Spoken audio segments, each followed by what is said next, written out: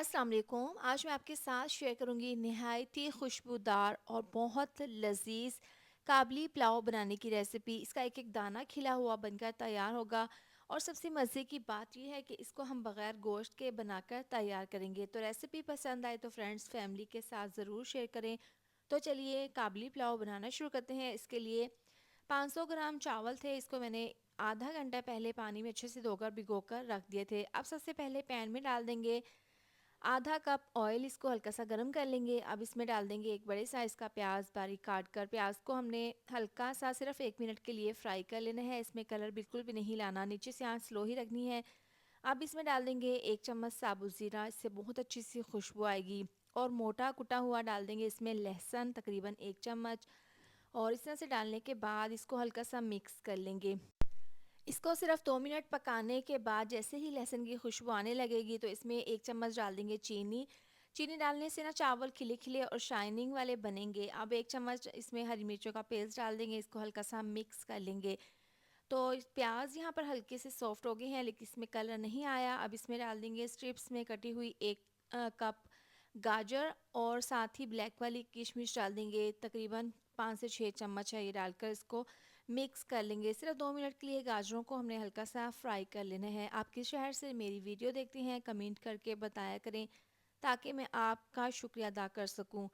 गाजर को ज़्यादा फ्राई नहीं करना, इसमें हल्का सा क्रंच ही रहने देना है। 2 मिनट के बाद चूल्हा तेज़ कर देंगे और इसके अंदर हम डाल देंगे पानी। 2 गिलास चावल के हैं तो इस हिसाब से 4 गिलास डाल देंगे इसमें पानी। और आपने पानी इतना डालना है कि चावलों के ऊपर 1 इंच पानी रहे। आधी चम्मच पिसी हुई काली मिर्च डाल देंगे और साथ ही डाल देंगे आधी चम्मच पिसा हुआ गरम मसाला। 1 चम्मच इसमें डाल देंगे चिकन पाउडर। ये डालने के बाद इसको हल्का सा मिक्स कर लेंगे। चिकन पाउडर ना हो तो आप चिकन क्यूब डाल दें। अब इसमें हम तमाम चावल डाल देंगे जो हमने भिगो कर रखे थे, पानी इसका ज़ाया कर देंगे।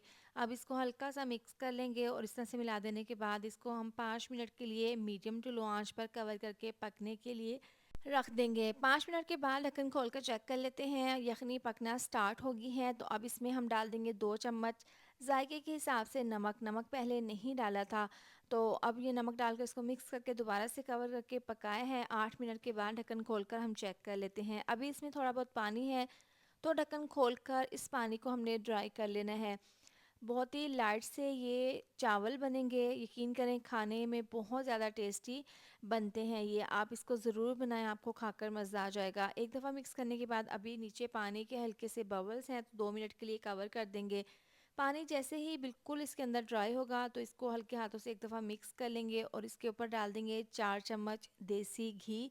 इससे बहुत अच्छा सा फ्लेवर आएगा। ये देसी घी डालने के बाद अब नीचे से आंच बिल्कुल स्लो कर देंगे और दम वाली आंच पर इसको 15 मिनट के लिए दम पर रख देंगे।